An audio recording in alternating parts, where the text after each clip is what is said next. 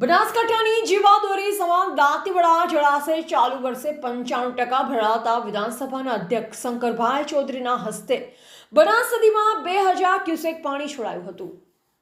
બનાસકાંઠાની જીવાદોરી સમાન બનાસ ડેમમાં પાણી આવવાથી ખેડૂતોમાં ખુશી જોવા મળી રહી છે। વિધાનસભાના અધ્યક્ષ શંકરભાઈ ચૌધરીના હસ્તે આજરોજ બનાસ નદી પર આવેલા દાંતીવાડા ડેમ ખાતેથી બનાસ નદીના નીરના વધામણા કરી બનાસ નદીમાં 2000 ક્યુસેક પાણી છોડવામાં આવ્યું હતું। અધ્યક્ષ શંકરભાઈ ચૌધરી સહિત જિલ્લાના ધારાસભ્યશ્રીઓ અને મહાનુભાવોના હસ્તે 9 અને 10 નંબરનો ગેટ ખોલી 2000 ક્યુસેક જેટલું પાણી બનાસ નદીમાં છોડવામાં આવતા ખેડૂતોમાં ખુશી જોવા મળી હતી।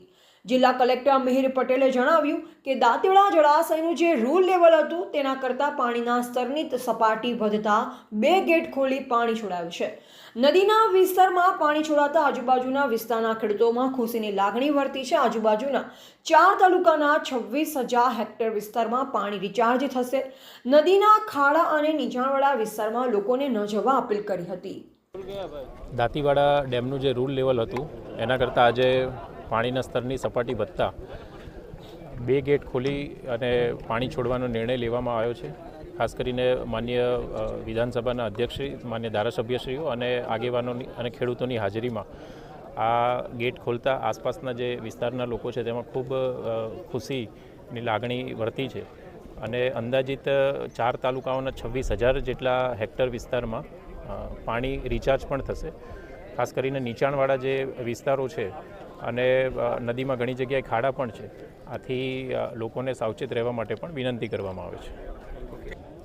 દાંતીવાડા ડેમમાંથી આજે ઇરિગેશન ડિપાર્ટમેન્ટે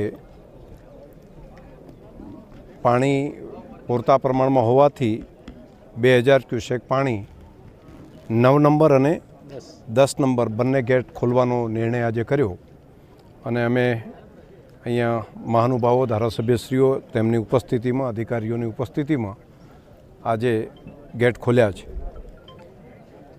નદીના વિસ્તારમાં રહેતા તમામ પ્રજાજનોને આ પાણી આવે છે તો થોડા સાવધાન રહે। પાણી એટલે 2 કાંઠે ચાલે એટલું નથી, પરંતુ ખાડા ઘણા બધા પડેલા છે, તો ત્યાં કોઈ બાળકો કે પાણી જોઈ અને કૃતુહલવશ ત્યાં આગળ ન જાય એવી મારી વિનંતી હતી। કેમ કે પાણી આવશે ત્યારે એક જગ્યાએ લાગતું હશે કે 2 ફૂટ પાણી છે, બીજી જગ્યાએ ખાડો હશે તો ત્યાં ભરાયેલું 8-10 ફૂટ પાણી હશે, તો તેમાં જવાથી ક્યારેક જાનહાનિ પણ થઈ શકે।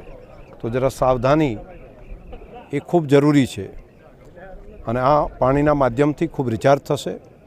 આપણા જિલ્લાની વોટર રિચાર્જિંગ માટેની ખૂબ જરૂરિયાત છે।